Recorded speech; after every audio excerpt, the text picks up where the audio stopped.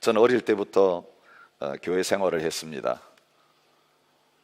아버지가 시골에서 개척교회, 시골 어려운 교회 할 때 거기서 큰아들로 태어나가지고 교회 울타리를 벗어나본 적이 거의 없습니다. 제일 기다려지는 시즌은 성탄절입니다. 가난하고 힘든 시기였지만 그래도 성탄절에는 먹을 게 있었습니다. 성탄절에는 선물이 있었습니다.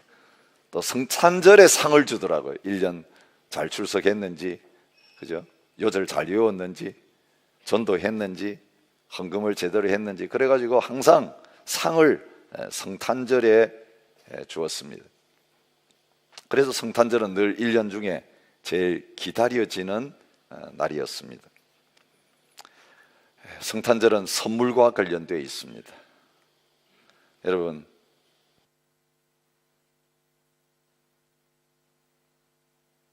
오늘 또 나갔습니다. 이거를 바꿔주시기 바랍니다.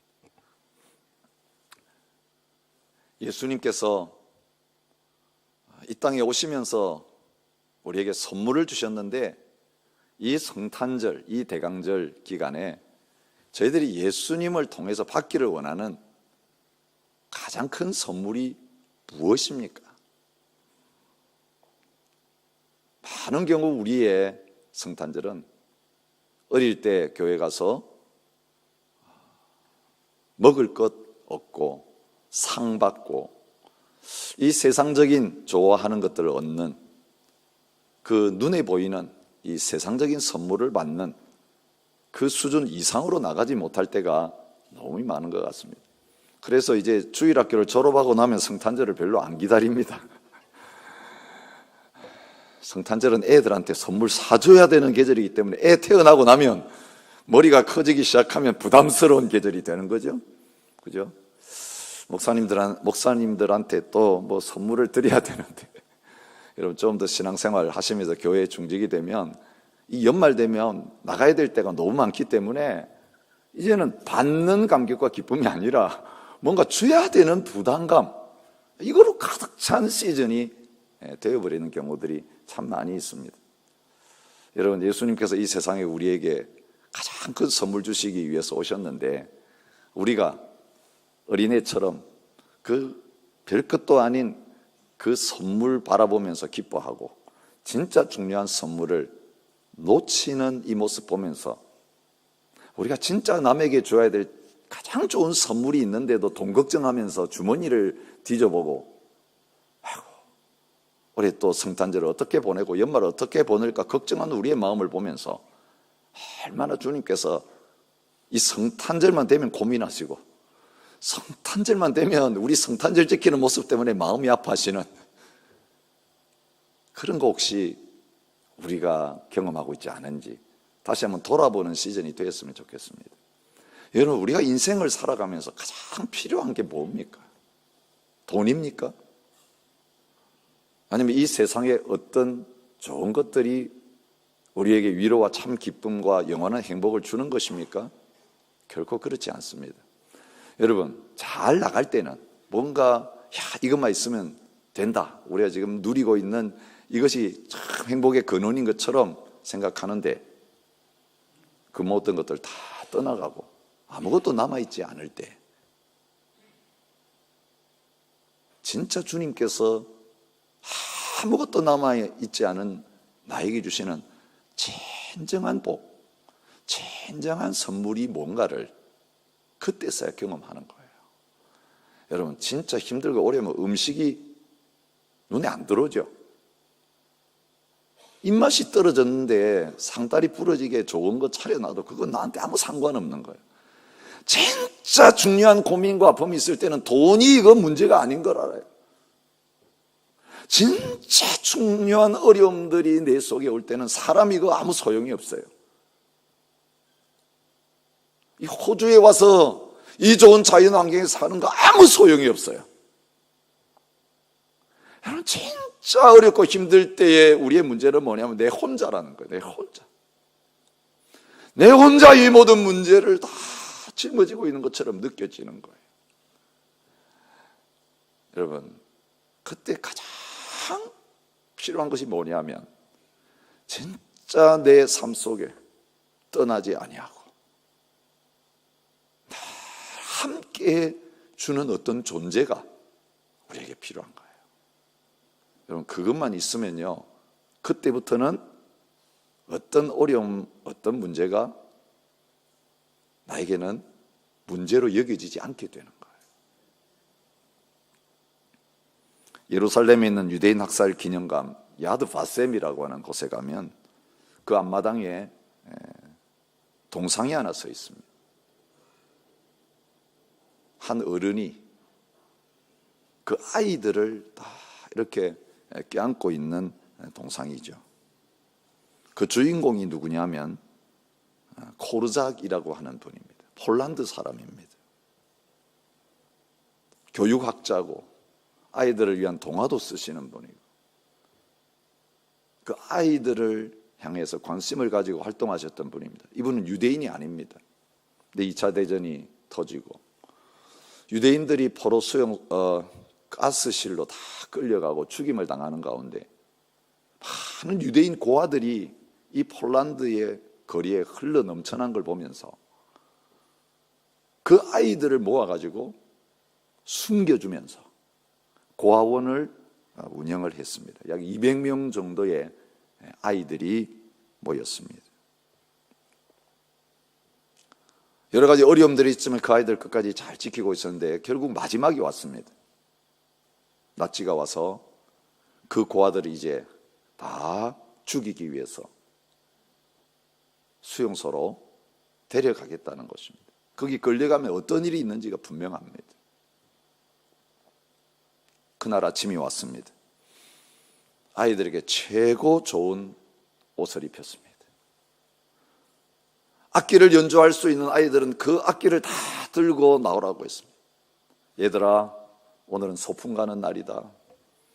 너희 엄마, 아빠, 할아버지, 할머니가 먼저 가 계신 그 좋은 나라로 이제 우리도 소풍 가는 거야. 그래서 제일 멋진 옷을 입고 이제 가는 거야. 시간이 되어서 나치가 아이들 잡으러 왔습니다. 끌려가면서 이 아이들이 좋은 옷을 입고 노래하기 시작했습니다. 악기를 연주하기 시작했습니다. 드디어 아이를 데려갈 그 기차역까지 왔습니다. 기차가 대기 중이었습니다. 아이들을 하나하나 그 기차에 태우기 시작했습니다. 그동안 이 코르작이 함께 있는 가운데 아버지처럼 그 아이들을 돌봐줬기 때문에 육신의 부모가 없었어도 두려움 없이 행복하게 고아원 생활을 하다가 이제는 이 선생님을 떠나서 혼자서 어딘가로 끌려가야 된다는 이것 때문에 아이들이 불안해하기 시작했습니다. 떨고 있는 아이들 앞에 코르작 선생님이 나왔습니다. 나치는 이 코르작을 떼놓으려고 했습니다. 물러서라고 했습니다. 그런데 그는 그 아이들을 꽉 붙잡고 놓지 않았습니다. 불안에 떠는 아이들에게 말합니다. 얘들아, 너희들이 어디 가든지 선생님은 너희를 떠나지 않을 거야. 너희들과 함께 갈 테니까 걱정하지 마라. 자, 우리 함께 기도하자. 그리고 그 아이들과 함께 유대인이 아님에도 불구하고 그 기차를 탔습니다. 그리고 그 아이들과 함께 가스실로 들어갔습니다. 바로 이 동상의 주인공이 이분입니다. 여러분, 죽음 앞에 선 이 아이들에게 다른 어떤 것이 위로가 되었겠습니까? 무엇이 그 죽음의 두려움 이길 수 있게 했겠습니까? 딴 거 아니었습니다. 그들을 사랑하는 이 선생님이 죽는 자리까지 함께 가는 것입니다. 그리고 떠나지 아니하고 그 마지막을 함께 통과하는 자리에 있었을 때 아이들은 소풍 가는 마음으로 그 가스실 안으로 들어가고 소풍 가는 마음으로 그 선생님의 손을 붙들고 하나님의 나라로 나아갔을 것입니다. 여러분, 저희들이 예레미야서를 몇 달 동안 묵상했습니다. 그리고 이제 그 예레미야서 묵상이 끝났습니다.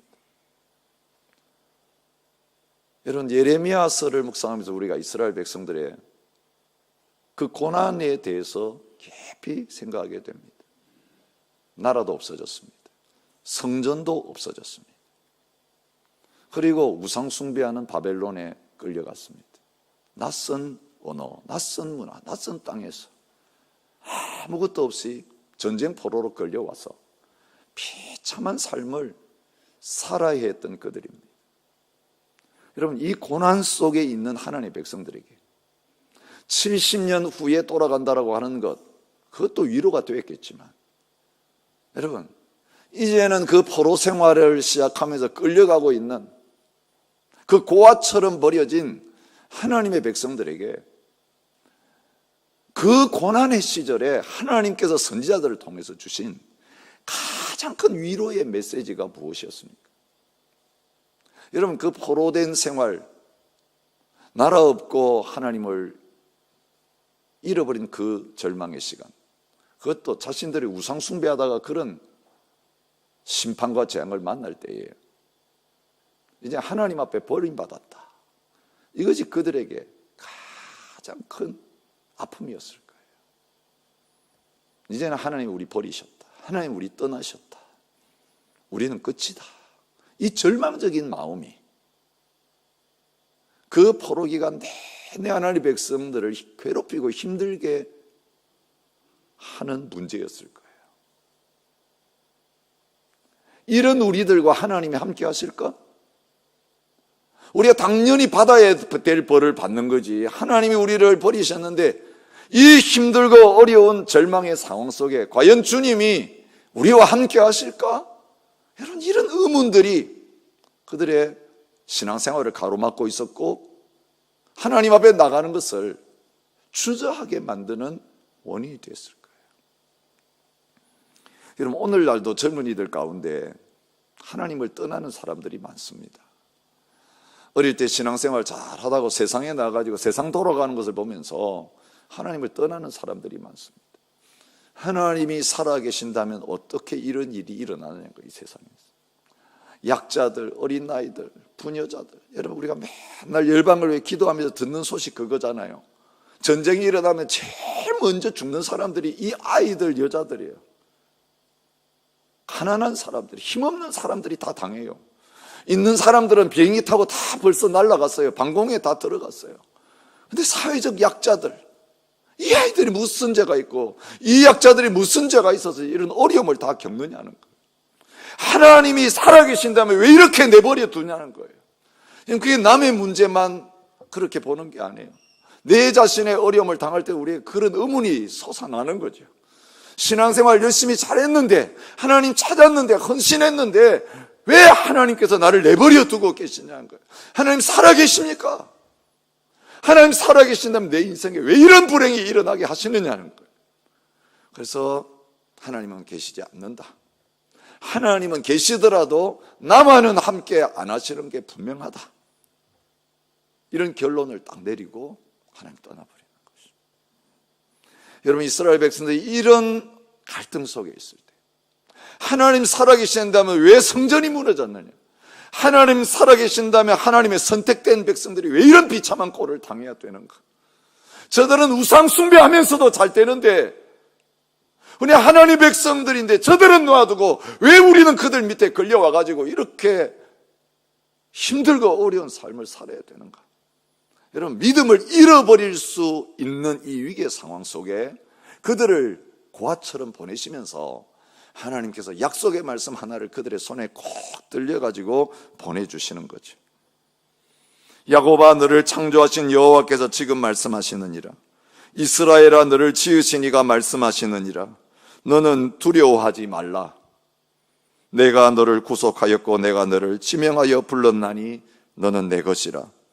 내가 물 가운데로 지날 때에 내가 너와 함께 할 것이라.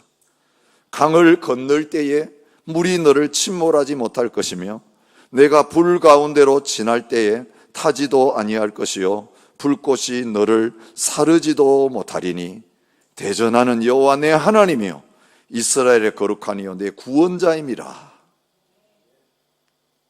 이게 현실이 되었습니까? 네, 그렇습니다. 우린 다니엘서를 통해 이 약속의 성취를 보는 거예요. 여러분, 그 적의 땅에 끌려가서 신앙의 자유를 박탈당하고 왕이 세운 금 신상 앞에 절해야 되는 상황 속에서 하나님 우리와 함께 하신다, 하나님 살아계신다, 우리는 다른 우상 앞에 무릎 꿇을 수 없다는 다니엘의 세 친구, 여러분, 불 속에 던져졌지만 불 가운데 지나가는 그 어려움을 당했지만 그 불무불 가운데도 하나님의 전사자가 그 불 속에 함께 하시는 가운데 머리카락 하나 상하지 않게 하시는, 이야, 이스라엘 백성의 처지가 이렇게 7배나 더 강한 불무불, 던져 넣는 사람이 다 죽고 아무도 그 안에 들어가면 살아남을 수 없는 상황인데 하나님이 그 불 가운데 함께 하시니까 불에 다 죽지 않는구나, 그것을 보여주셨어요. 여러분, 지난주에 생각한 대로 바벨론은 사자예요. 이스라엘 백성들이 이미 다 삼켰어요. 다니엘이 하나님 앞에 기도하기로 작정하고 그 기도하는 것 때문에 사자 굴 속에 던져졌을 때 그 죽음의 사자 굴 안에도 하나님께서 다니엘과 함께 하심으로 말미암아 그 굶긴 사자들이 그 다니엘 건드리지 못하도록 보호해 주시고 다음날 아침에 걸어서 그 사자굴을 나오게 해주신 하나님, 물 가운데로 지나도 불 가운데로 지나가도 내가 너와 함께하는 것이 너의 안전이고 너의 생명이다라고 하는 것을 하나님께서 보여주셨어요. 여러분, 임마누엘의 메시지는 이 절망적인 상황에서 하나님이 주신 메시지인 거지. 보라, 처녀가 잉태하여 아들을 낳을 것이 그 이름을 임마누엘이라 하리라. 여러분, 이사야 선지자를 통해서 절망 가운데 있는 하나님의 백성들에게 내가 너와 함께한다 라고 하는 이 임마누엘의 약속을 허락해 주고 계시는 것을 볼 수 있습니다. 여러분, 에스겔은 포로로 끌려갔던 사람이죠. 이제는 나라가 망하는 것을 눈으로 다 지켜보았던 사람입니다. 그런데 그 절망적인 상황에서 하나님이 에스겔에게 환상을 보여주시면서 회복의 놀라운 약속을 주시는데요, 에스겔서의 마지막은 성전 재건의 약속이에요. 그런데 그 성전이 이스라엘 백성들이 돌아와가지고 지었던 그 성전이 아니에요. 뭔가 장래에 이루어질 하나님께 회복하실 완전한 성전의 모형을 그에게 주신 다음에 에스겔서의 마지막에 하시는 말씀이 뭡니까? 그 성읍의 이름을 여호와 삼마라 하리라. 여러분, 그 나라를 잃어버리고 성전을 잃어버리고 절망 가운데 있는 그 백성들의 하나님이 에스겔을 통해서 마지막 주신 메시지는 뭐냐면 그 성은 어떤 성이냐면 여호와 삼마다. 얼마나 성이 화려한가, 얼마나 성이 큰가, 얼마나 성이 방어가 잘 돼 있는가, 그것이 그들의 행복을 보장해 주는 게 아니라 그 성이 이스라엘 백성들에게 안전 보장이 되고 행복의 근원이 되는 것은 여호와 삼마이기 때문이라고 말하는 거예요. 그게 뭡니까? 하나님이 거기 계신다는 거예요. 여호와 삼마의 뜻은. 여러분, 이 성탄절을 보낸 여러분의 상황과 처지가 어떠세요? 만약에 우리에게 좋은 집이 있고 온갖 먹고 살 게 다 채워져 있고 미래에 죽을 때까지 먹고 살 모든 돈이 다 보장되어 있다 할지라도 그 집에 여러분의 인생에 여호와 삼마가 없으면 여러분 불행한 사람이에요. 그것 때문에 좋아하느라고 함께 하시는 하나님, 내 안에 계신다는 거 이거 확인하지 못하고 이 하나님이 함께 계시는 게 느껴지지 않는 자리에 있다면 여러분 가장 불행한 사람이에요. 여러분, 내 가진 게 아무것도 없고 내일을 걱정해야 되는, 내일 먹고 살 걸 걱정해야 하는 처지에 있다 할지라도 하나님 보실 때에 우리의 인생 가운데 우리의 집에 여호와 삼마, 하나님이 거기 계시는 이 일들이 있다면 우리는 가장 행복한 사람이에요. 가장 복을 가지고 있는, 가장 이 세상이 누리지 못한 것을 다 누릴 수 있는 그런 자리에 있다는 것을 기억하시기를 바랍니다. 그래서 예레미야서를 끝낸 다음에 하나님이 요한 1서를 저희들에게 주시면서 이 요한 1서를 통해서 뺏기지 말아야 될 것, 이 마지막 때 적그리스도가 우리의 신앙을 빼앗아 가려고 하는데, 여러분 우리의 신앙생활 하면서 빼앗기지 말아야 될 가장 중요한 핵심, 빼앗기지 말아야 될 이 복음의 핵심 중의 핵심, 하나님이 우리와 함께 하신다. 하나님은 우리가 어떤 상황에 있어도 우리를 떠나지 아니하시고 함께 하신다라고 하는 이것을 다시 붙들기를 원하시며 이 성탄의 계절에 말씀으로 저와 여러분들을 다가오고 계시는 것입니다. 여러분, 복음이 증거된 지 얼마 되지 않아가지고 하나님의 교회는 적 그리스도가 나타나기 시작했습니다. 아이들아, 지금은 마지막 때라. 적 그리스도가 오리라는 말을 너희가 들은 것과 같이 지금도 많은 적 그리스도가 일어났으니 그러므로 우리가 마지막 때인 줄 아노라. 여러분, 말세는요 벌써 그때부터 시작되었습니다. 예수님이 이 세상 떠나가신 다음부터 다시 오실 때까지가 말세예요. 적 그리스도, 요즘만 뭐 우리나라 이만희, 그죠? 안상홍, 장길자, 뭐 이런 사람들, 온갖 이단들이 일어나가지고 자기를 따르게 만들고 자기가 마치 그리스도인 것처럼 행사하는 이거 보면서 말세구나. 아니요, 벌써 그때부터 있었어요. 여러분, 그때 있었던 이 적 그리스도 정체가 어떤 사람들인지 나와요. 22절에 보면 예수께서 그리스도이심을 부인하는 자라고 말했습니다. 예수는 그리스도가 아니다. 아버지와 아들을 부인하는 그가 적 그리스도니 예수는 하나님의 아들 아니다. 예수는 그저 평범한 우리와 똑같은 사람일 뿐이다. 그렇게 주장했습니다. 4장 2절에 보면 좀 더 구체적으로 나옵니다. 예수 그리스도께서 육체로 오신 것을 시인하는 영마다 하나님께 속한 것이요 예수를 시인하지 아니하는 영마다 하나님께 속한 것이 아니니 이것이 곧 적 그리스도의 영이니라. 요한 2서 1장 7절은 미혹하는 자가 세상에 많이 나왔나니 이는 예수 그리스도께서 육체로 오심을 부인하는 자라, 이렇게 말하고 있는 것을 볼 수 있습니다. 예수님도 마지막 때에 거짓 그리스도가 나타날 것이다, 그 조심해야 된다 말씀하셨는데, 떠나자마자 하나님의 교회 가운데 이 거짓 그리스도, 적 그리스도의 세력이 나타나서 미혹하는 일이 있었습니다. 영지주의자들이라고 일반적으로 말하죠. 교회사를 보면 그 영지주의자들 가운데 케린투스라는 사람이 사람들을 미혹하면서 미혹했던 걸 봅니다. 그걸 케린투스주의라고 합니다. 이들은 예수님과 그리스도를 분리시키는 사람들입니다. 예수님은 동정녀 마리아에게 난 거 아니다.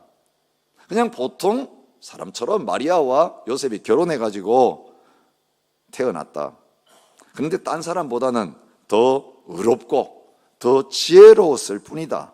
그런데 이 예수가 요한에게 세례를 받을 때에 그때 그리스도가 그 예수라고 하는 육체 위에 임했다.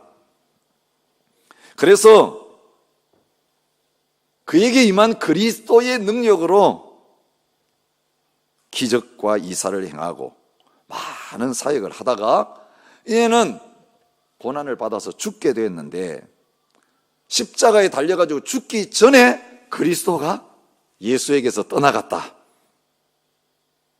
그래서 그리스도는 십자가에 죽지 않았다. 그리스도는 고난받지 않았다. 예수라고 하는 한 인간이 그냥 죽었을 뿐이다.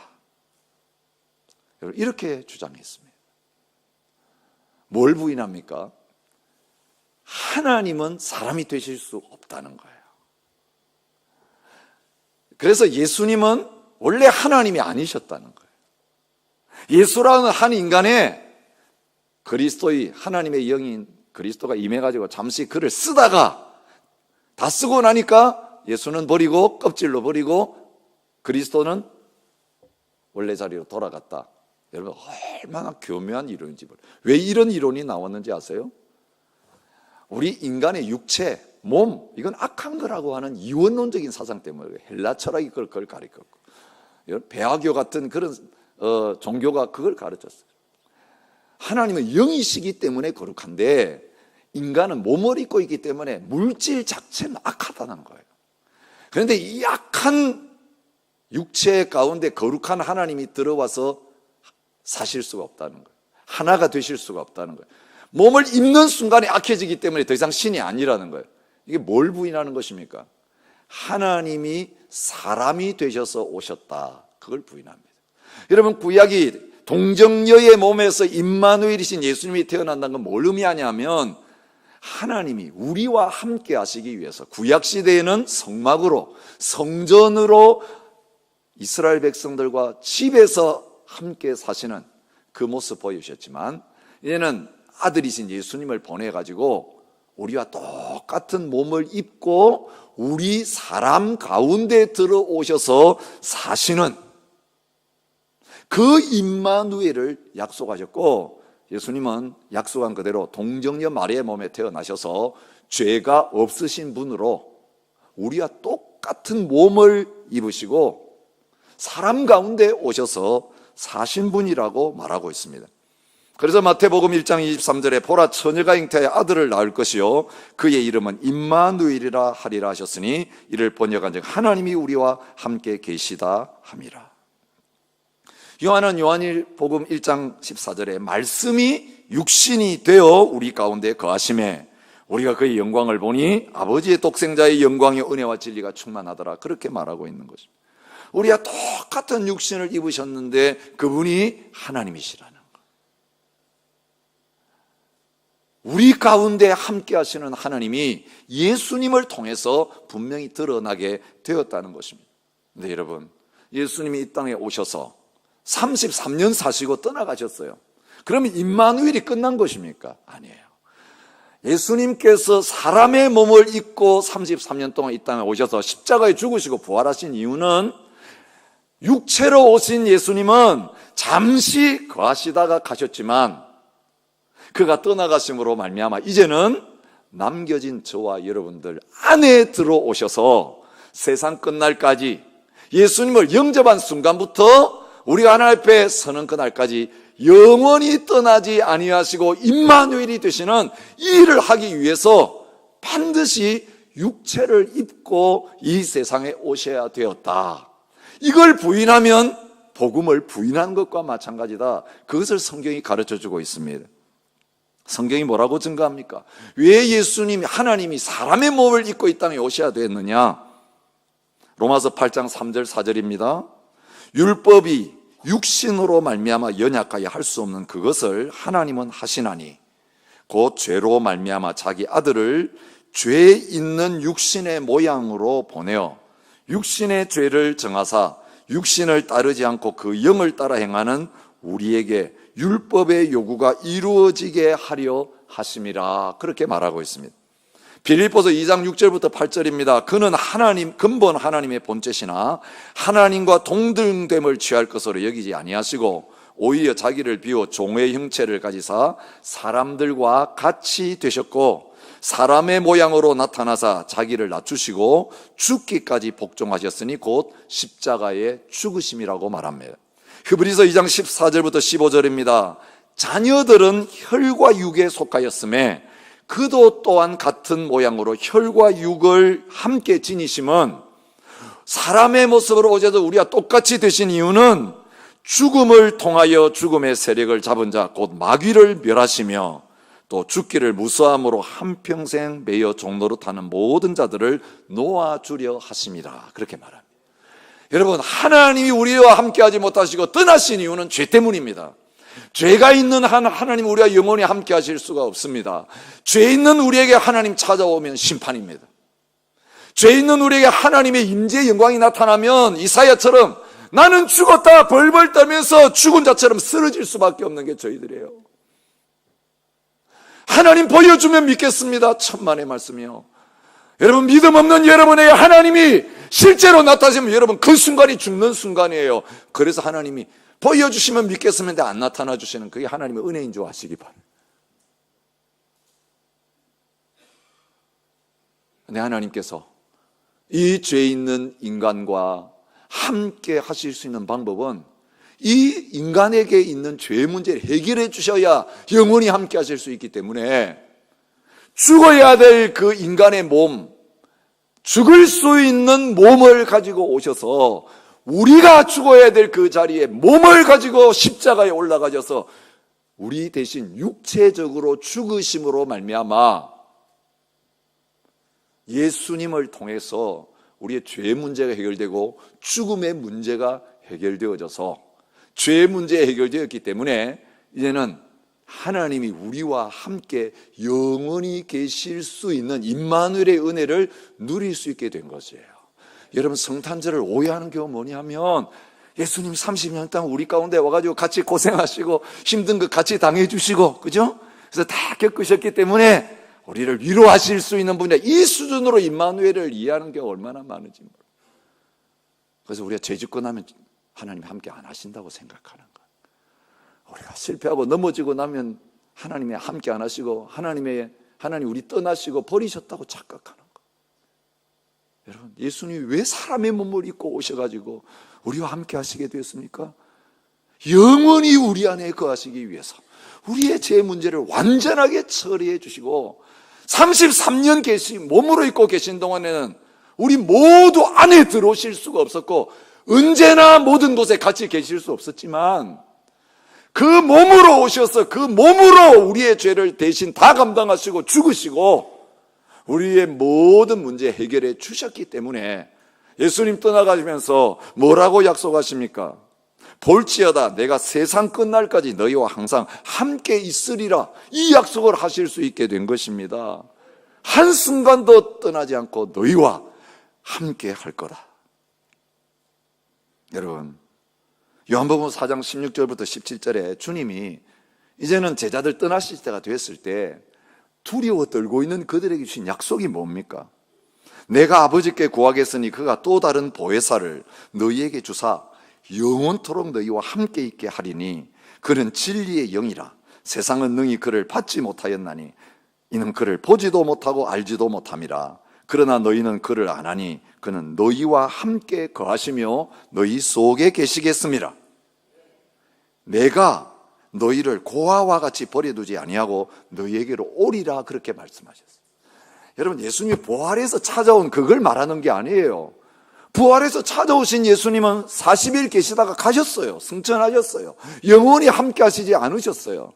그러면 예수님께서 승천하심으로 말미암아, 그렇죠? 십자가 부활의 복음을 완성하시고 승천하심으로 말미암아 이제 그를 믿는 자에게 나타나는 것은 뭐냐면 성령이 우리 가운데 오심으로 말미암아 성령님만 오신 게 아니라 아버지 하나님이 우리와 함께 하시고 예수님이 우리와 함께 하시는 삼위일체 하나님이 우리를 떠나지 아니하시고 우리와 늘 함께 하시는 임마누엘의 복을 누리는 자리에 서게 된 것입니다.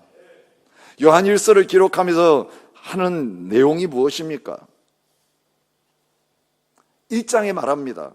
태초부터 있는 생명의 말씀에 관하여는 우리가 들은 바요, 눈으로 본 바요, 자세히 보고 우리 손으로 만진 바라. 이 땅에 오신 예수님 제자들은 눈으로 보고, 그죠? 손으로 다 만지고 같이 밥을 먹고, 그죠? 확인했습니다. 이거 진짜 사람이 맞구나. 유령이 아니구나. 이 생명이 나타내신 바 된지라. 이 영원한 생명을 우리가 보았고 증언하여 너희에게 전하노니 이는 아버지와 함께 계시다가 우리에게 나타내신 바 된 이시니라. 그 오시기 전에도 아버지와 함께 계셨는데 그분이 사람의 몸을 입고 눈으로 보고 손으로 만질 수 있는 몸으로 제자들과 3년 동안 함께 하셨는데 이제는 우리 가운데 계셨던 분이다, 이것을 말하고 있는 거예요. 근데 그것이 떠난 다음에도 이 예수님과 함께 할 수 있다, 하나님과 함께 할 수 있다, 그러면서 이 사귐 가운데 성도들을 초청하는 거예요. 아버지와 아들과 함께 사귀는 이 자리에 나오느라. 그러면서 27절에 하시는 말씀이 너희는 주께 받은 바 기름 부음이 너희 안에 거하나니. 이 기름 부음이랑 성령님을 가르치는 거예요. 이제는 너희가 약속하신 대로 성령님을 받아서 성령님을 모신 자가 되지 않았느냐? 그러면 성령님만 모신 게 아니라 아버지를 모시고 아들을 함께 모시고 있다. 하나님이 너희 안에 계시고 너희가 이제 하나님을 모신 성전이 되었다. 에스겔이 지으려고 했던 성전은 돌로, 나무로, 보석으로 짓는 그 성전이 아니라 성령님께서 우리와 함께 하심으로 말미암아 지어지는 사람 성전이다. 너희가 성전이고 믿는 자들이 모여서 새 예루살렘 성전을 이루는 그 자리에 있게 된다. 이것을 분명하게 보여주신 것이에요.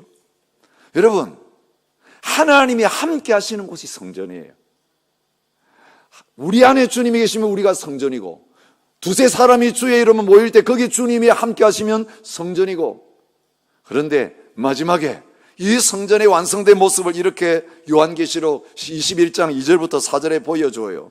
또 내가 보매 거룩한 성 새 예루살렘이 하나님께로부터 하늘에서 내려오니 그 준비한 것이 신부가 남편을 위하여 단장한 것 같더라. 내가 들으니 보좌에서 큰 음성이 나서 이르되 보라, 하나님의 장막이 사람들과 함께 있음에 하나님이 그들과 함께 계시리니.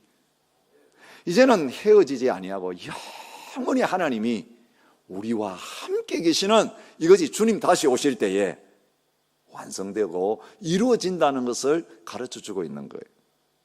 그런데 여러분, 하나님이 함께 계시니까 일어나는 일이 뭡니까? 그들은 하나님의 백성이 되고 하나님은 친히 그들과 함께 계셔서 모든 눈물을 그 눈에서 닦아주시니 다시는 사망이 없고 애통하는 것이나 곡하는 것이나 아픈 것이 다시 있지 아니하리니 처음 것들이 다 지나갔음이로라.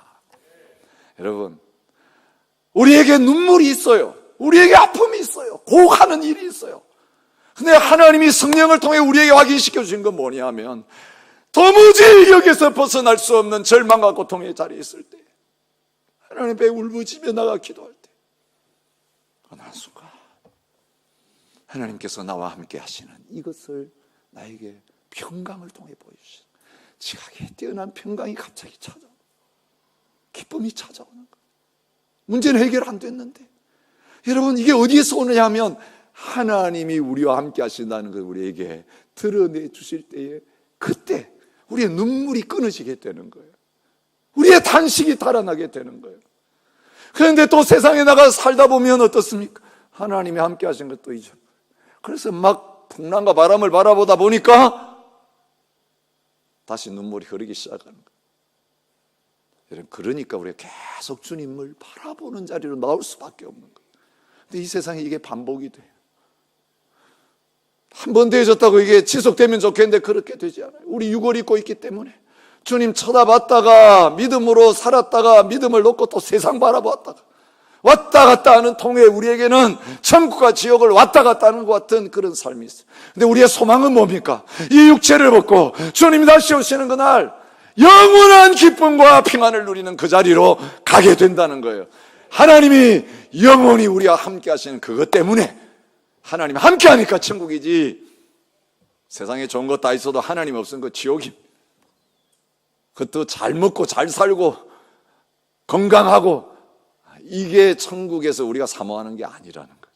주님, 이 땅에서도 그 하나님의 나라를 누릴 수 있는 것은 이제는 성령으로 말미암아 우리와 함께 하시기 때문입니다.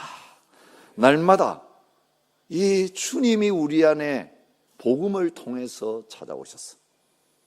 예수 그리스도를 시인하는 사람은 이제 하나님이 우리 안에 계신 사람이고, 예수님이 우리 안에 계신 사람이고, 성령님이 우리 안에 계신 사람이 되었다라고 하는 그 사실을 확인하시기 바랍니다. 믿음은 뭐냐 하면 이미 주님이 우리 안에 들어오셨는데, 믿음은 뭐냐 하면 우리도 주님 안에 거하는 그 자리로 나가는 게 믿음이에요. 여러분, 내가 어떤 문제 해결하려고 돈 구하려고 뛰어다니러 밖에 나갔다 합시다. 은행 창구 찾아다니고 돈 있는 사람 찾아다니고 집이 날아가게 생겨서 막 뛰어다니고 있었다고 생각해 보세요. 누구에게 도움을 청했는데 그 사람은 오지도 않고 약속 시간은 다 됐는데 안 와서 내가 막 뛰어다니고 있는데 메시지가 왔어요. 나 너희 집에 와 있다. 너 문제 해결하려고 돈 다 가지고 왔다. 근데 그거로 문제가 해결됩니까? 아니요. 그 메시지 받고 집으로 돌아가야, 가서 이제 그 사람 만나면, 이게 쫓아다니는 거 다 필요 없게 된 거잖아요. 그래서 집에 가서 그 사람 만나서 그것을 실제로 내 것으로 취하면 그 문제 해결돼요. 오늘 우리 처지가 어떤 거냐 하면요, 주님은 우리의 모든 문제를 다 해결해 주셨고 앞으로도 다 해결해 주실 준비를 갖추시고, 이제는 우리 집에 오셔서 잠시 문제 해결을 하게 해주려고 오신 게 아니고, 비지터로 오신 게 아니고, 여러분, 우리 떠나가 있으면 또 문제 터뜨려가지고 와주세요 와주세요 해결해 주세요 맨날 도움 요청할 거 아니까, 이거 왔다 갔다 하기 귀찮으니까 이제 아예 살련다. 그러니 걱정하지 말고 이제 문제 생기면 바로 가져오너라. 이렇게 하기 위해서 우리 가운데 와 계셨는데, 우리는 주님 안에 거하지 않고 쫓아다니는 거예요. 딴 데 밖에 나가지고 문제 풀어보겠다고 뛰어다니고 있는 거예요. 문제 해결책이 내 안에 있는데 주님께 구하지 않고 빌리러 다니고 어드바이스 구하러 다니고 도와달라고 요청하러 뛰어다니고, 우리가 주님 안에 거하지 않는 이것이 불신앙이에요. 임마누엘이신 주님, 이 사람의 몸을 입고 이 세상에 찾아오신 이 사건을 통해서 잠시 왔다 가시려고 온 게 아니라 몸을 입고 오신 이유는 우리 죄의 문제 해결하셔서 이제는 거룩한 영이신 하나님 우리 안에 들어와서 영원히 사실 수 있게 만들어 주시려고 동정녀의 몸에 태어나셔서 사람이 되셔서 십자가에 죽으시고 부활하셔서 이제는 우리와 늘 함께 하시면서 주 안에 있는 자는 모든 것을 알 수 있는 그 자리에 서게 하시기 위해서 주님 오셨다. 여러분, 이거 믿음으로 확신하고 이제는 내 안에 계신, 우리가 주님을 영접할 때에 떠나지 아니하고 세상 끝날까지 우리와 함께 하실 그 주님 안에 믿음으로 늘 거하는 삶을 사는 저와 여러분 되시기 바랍니다. 거기서 떠나면 우리는 고합니다. 고아 신세 딱 돼버려요. 집을 나오는 순간. 그 안에 거하고 있으면 원수가 우리를 해하지 못해요. 그 집 쳐들어서 부수고 들어오지 못해요. 주님이 보호해 주세요. 주님이 공급해 주세요. 주님이 인도해 주세요. 십자가 복음 안에 모든 것이 다 있어요. 주님 안에 모든 게 다 있어요. 그러니 여호와는 나의 목자시니 내게 부족함이 없다고 고백할 수 있는 거예요. 여러분, 그 이 목자 없으면 살 수 없는 줄 알고 우리를 나가지 않고 그 우리 안에 머물고 목자가 가는 대로 따라다니는 게 주님 안에 거하는 거예요. 그렇게 하게 될 때 요한 1서에 나오는 열매들이 자연스럽게 우리에게 나오게 돼요. 주님 안에 거하면 죄 문제 해결돼요. 과거의 죄만 해결되는 게 아니라 주님이 나의 왕이시고 그분의 말씀이 내 안에 거하면서 마음에 말씀이 새겨져서 하나님의 뜻을 알고 순종하게 되어지면 습관적인 죄가 다 끊어지게 되어 있어요. 중독이 끊어져 나가게 되어 있어요. 주님 안에 거하지 않으니까 해결책이 다 왔는데 그 약을 집어 삼키지 않으니까 병은 안 낫고 있는 거예요. 아플 때마다 약 먹어야 되는 거예요. 시간마다 꼬박꼬박 여러분 약 챙겨 먹듯이 예수님을 날마다 바라보며 내 힘으로는 죄를 이길 수 없습니다. 육체의 정욕 이길 수 없습니다. 그러나 주님이 내 안에 계시면 죄를 이기셨습니다. 마귀가 떠나갈 것입니다. 그래서 실제적으로 죄가 떨어져 나가는, 죄가 해결되어지는 역사가 나타나는 거예요. 예수님이 내 안에서 미움이 끝나버려요. 미움이 끝나버려요. 미움이 여전히 내 안에 남아있다. 주님 안에 거하지 않는 증거예요. 요한 1서에서 두 가지 말하는데, 그리스도 안에 있는 자, 하나님 우리 안에 있으면 죄 문제 해결되고 미움의 문제 해결되어서 주님 안에 있는 자는 사랑할 수밖에 없게 돼 있어요. 불쌍히 여기는 마음이 더 들어요. 미운 마음이 없어지고 불쌍히 여기는 마음이 들어요. 어렵고 힘들 때 돕고 싶은 마음이 계속 생기는 거예요. 받고 싶은 우리들이 인간의 본성이에요. 받으면 행복한 게 우리 인간의 본성이에요. 그런데 주님이 계시면 주님은 자기 생명까지 주시면서 행복해 하신 분이에요. 주님 안에 사는 자는 이제는 끌어모으려고 하는 사람이 아니에요. 어떻게 하면 이거 좀 나눠주면서 살까? 이 세상 떠나가기 전에 얼마나 다 나눠주고 갈까? 이거 고민하면서 사는 사람이 되는 거예요. 여러분 가운데 내 안에 계셔서 나의 전부가 되시는 예수 그리스도 때문에 주님 한 분이면 충분합니다. 돈 없어도 괜찮습니다. 건강 없어도 괜찮습니다. 사람 없어도 좋습니다. 주님 한 분이면 충분합니다. 나는 주님 따라 살 수 없어요. 이제는 주님 안에 거하는, 주님도 나는 너와 함께 하기를 원한다. 너 없으면 못 산다고 말씀하시면서 함께 있고 싶어서 제발 내 앞에 좀 오너라. 나 너 얼굴 보기를 원하고 너 목소리 듣고 싶은데 좀 그 바쁜 일 거치고 내 앞에 좀 와서 앉아있으라고 말씀하실 때, 예 주님, 저도 주님과 함께 있는 것이 행복이에요. 아무리 바빠도 주님에게 달려오겠어요. 어떤 일이 일어나도 주님에게 달려오겠어요. 여러분, 이 성탄의 계절이 우리를 찾아오셔서 기다리시는 그 주님 안에 우리도 주님 안에 거함으로 말미암아 하나님의 나라가 우리 안에 이루어지고 이 주님의 임마누엘 때문에 모든 것을 가진 자로서의 그 행복과 기쁨을 누리는 성탄의 계절 되실 수 있기를 주의 이름으로 축복합니다. 그럼 이렇게 찬양하면서 주님 앞에 나갔으면 좋겠습니다.